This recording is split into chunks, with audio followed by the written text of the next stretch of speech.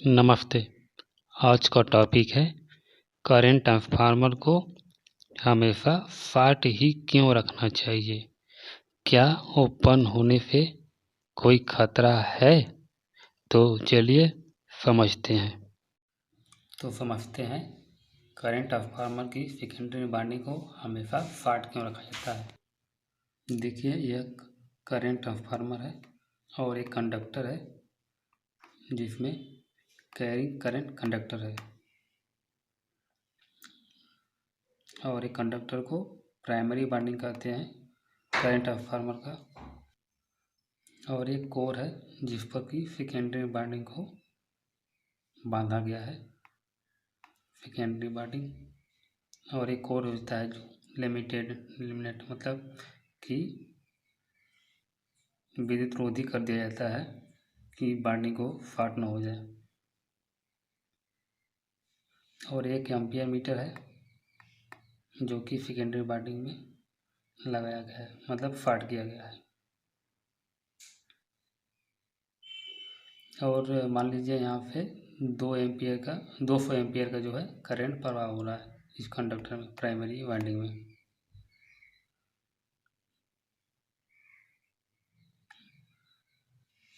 और इसकी रेटिंग जो है 50 करंट ट्रांसफार्मर का 200/5 है, मतलब कि जो प्राइमरी करंट है 200 एम्पियर का है यहाँ पे जो फ्लो होगा, और सेकेंडरी करंट जो है 5 एम्पियर जो कि सेकेंडरी वाइंडिंग में फ्लो होगी ऑपरेट होने पर।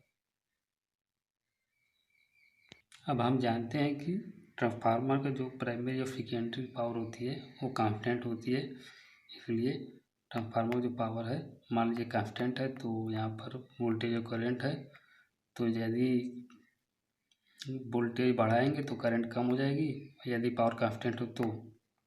और या तो वोल्टेज को कम करना चाहे तो करंट को बढ़ाना पड़ेगा, मतलब कि पावर को कांस्टेंट रखेंगे तो वोल्टेज या करंट को इंक्रीज या डिक्रीज होना पड़ेगा, जैसा कि यहाँ पर दिखाया गया है। यहाँ पर प्राइमरी लो वोल्टेज है, सेकेंडरी जो वाइंडिंग है हाई वोल्टेज। देखिए यहाँ पर वोल्टेज यदि कम है तो करंट ज़्यादा है, और जब लो वोल्टेज है तो इसका टर्न भी कम होगा, लपेटे गए टर्नों की संख्या जो कम होगी। हाई वोल्टेज है तो यहाँ पर वोल्टेज ज़्यादा होगी तो करंट कम होगी, हालांकि टर्न जो है वो ज़्यादा होगा, क्योंकि वोल्टेज ज़्यादा यहाँ पर प्रोड्यूस करना है तो करंट टर्नों की जो संख्या है उसको तो बढ़ाना ही पड़ेगा, तो यहाँ पर टर्न अधिक दिखाया गया है। यहाँ पर थोड़ा सा ट्रांसफार्मर कैसे कार्य करता है इसको हम समझते हैं। तो यहाँ पर हम लोग यहाँ पर प्राइमरी वाइंडिंग किया गया है और यहाँ पर एक कोर है जिसका, और यहाँ पर एक सेकेंडरी वाइंडिंग किया गया है जिसको लोड पे यहाँ पर दिखाया गया है। यदि प्राइमरी में AC सप्लाई दिया जाता है तो यहाँ पर करंट फ्लो जो होता है, और ये जो करंट होती है तो यहाँ पर जब करंट प्रवाह होता है तो उसमें से मैग्नेटिक फील्ड उत्पन्न होती है, और ये मैग्नेटिक फील्ड हमेशा रोल्ड इलेक्ट्रॉन पास से फ्लो करती है। तो यहाँ पे कोर है तो यहाँ पे होते हुए इस पार्टी के में होते हुए यहाँ पे जाएगा, जब यहाँ पे होते हुए फ्लक्स में कट करेगा ये जो बाइंडिंग है तो इसमें फ्लक्स जो होगा हमेशा कैफियत चेंज होगा, जब चेंज होगा तो इसमें से प्रोड्यूस होगा, और ये भी कट करेगा तो यहाँ पर वोल्टेज उत्पन्न होगी, जैसा कि यहाँ पर दिखाया गया है।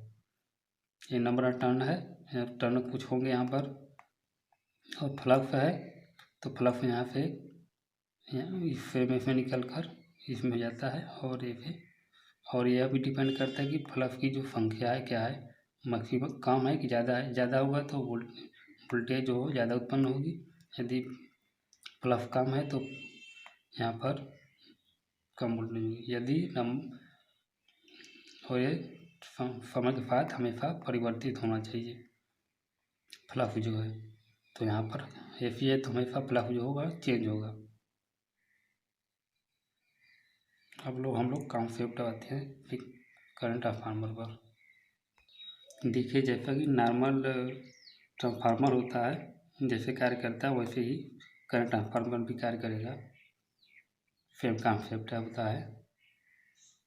करंट ट्रांसफार्मर का जो है ये प्राइमरी वाइंडिंग हो गई, जो वायर है कैरिंग करंट कंडक्टर जो है ये प्राइमरी वाइंडिंग हो गई, और ये जो है सेकेंडरी वाइंडिंग है जो यहाँ पर लिखा गया है। तो इसमें भी कि क्या होता है, नॉर्मल जो ट्रांसफार्मर है इसी तरह कार्य करता है। तो क्या होता है, यहाँ पर जब करंट होता है इसमें मैग्नेटिक फील्ड उत्पन्न होती है। जब मैग्नेटिक फील्ड उत्पन्न होगी तो यहाँ से होते हुए इसका मैग्नेटिक कोर से होते हुए, क्योंकि हमेशा रोल इलेक्ट्रिक मास से फ्लक्स प्रवाहित होना चाहती है, तो यहाँ से जो फ्लक्स प्रोड्यूस होगी यहाँ से होते हुए जाएगी सेकेंडरी वाइंडिंग में। सेकेंडरी वाइंडिंग में जाएगी तो यहाँ पर जो वायर है लिपटे हुए उसमें उससे कट करेगा। जब कट करेगा तो यहाँ पर भी जो है वोल्टेज प्रोड्यूस होगा, ईएमएफ, जिसको इलेक्ट्रोमोटिव फोर्स भी कहते हैं। और यदि यह सेकेंडरी वाइंडिंग शॉर्ट है तो उस पर करंट प्रवाह होगा। ये फेक्ट कॉन्सेप्ट है। करंट ट्रांसफार्मर जो है नॉर्मल कंडीशन में जब सीटी मतलब करंट ट्रांसफार्मर के प्राइमरी वाइंडिंग में करंट फ्लो होता है तो उसमें मैग्नेटिक फ्लक्स प्रोड्यूस होता है जो हमेशा लो रिलक्टेंस मतलब पाथ या रास्ते से जाने का प्रयास करता है, और जो कोर होता है वह मैग्नेटिक फील्ड या फ्लक्स के लिए लो रिलक्टेंस पाथ देता है।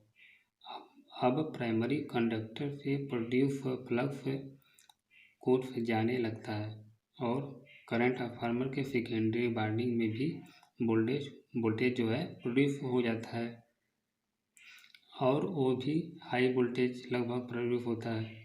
परंतु सेकेंडरी वाइंडिंग शॉर्ट कंडीशन में सेकेंडरी वाइंडिंग में करंट फ्लो होने लगता है शॉर्ट होने का,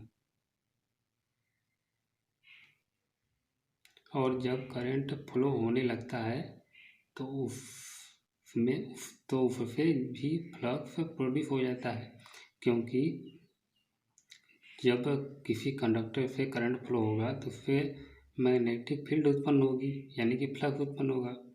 तो सेकेंडरी वाइंडिंग में करंट फ्लो होगी तो उससे भी मैग्नेटिक फील्ड प्रोड्यूस हो जाएगी, जो कि मेन फ्लक्स का अपोज करता है, जिससे मेन फ्लक्स कम हो जाता है, और सेकेंडरी वाइंडिंग में प्रोड्यूस ईएमएफ वोल्टेज जो है कम हो जाता है, क्योंकि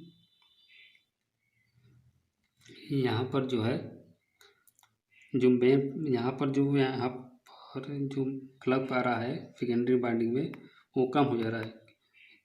जब ये यहाँ पे करंट फ्लक्स होगी तो ये जो मेन फ्लक्स है इसको सेकेंडरी वाइंडिंग फ्लक्स अपोज करेगी, तो इससे जो मेन फ्लक्स है ये कम हो जाता है।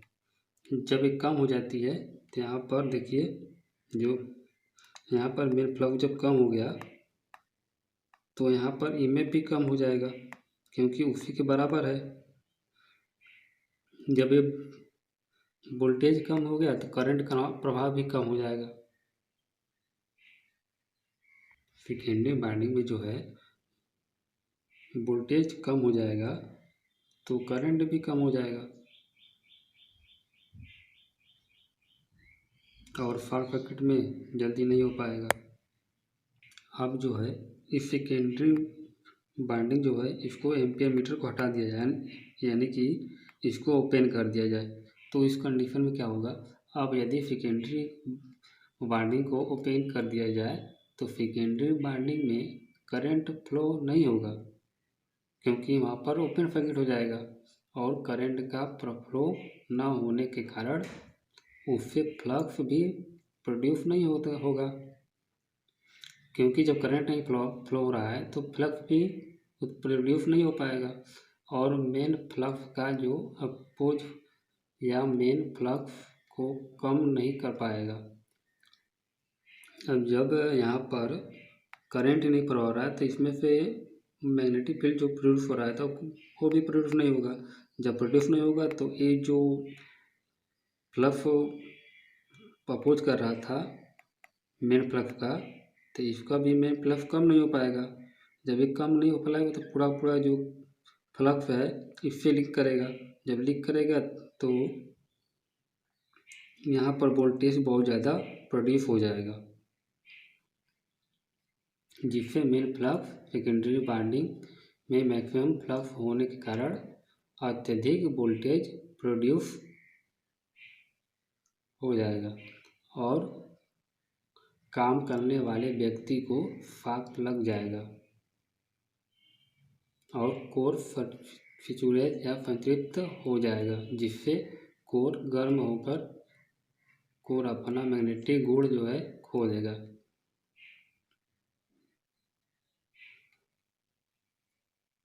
यहाँ पर ट्रांसफार्मर रेटिंग का मतलब है 200/5 जो है इन प्राइमरी करंट जो है 200 और सेकेंडरी करंट जो है वो 5, यानी कि जो 2 है वो 200 एम्पियर यहाँ पर कंडक्टर में फ्लो होगा। तो सेकेंडरी वाला जो करंट है यहाँ पर सेकेंडरी वाइंडिंग करंट 5 एम्पियर होगा। इसलिए यहाँ पर काम करने वाले व्यक्ति यानी कि या तो एम्पियर मीटर को जो बदलना हो तो पावर सप्लाई को बंद करके बदलें, अन्यथा करंट लग जाएगा, शॉक लग जाएगा, दुर्घटना भी हो सकती है। आई होप कि आपको समझ में आ गया होगा कि करंट ट्रांसफार्मर के सेकेंडरी वाइंडिंग को हमेशा शॉर्ट क्यों रखना चाहिए। धन्यवाद।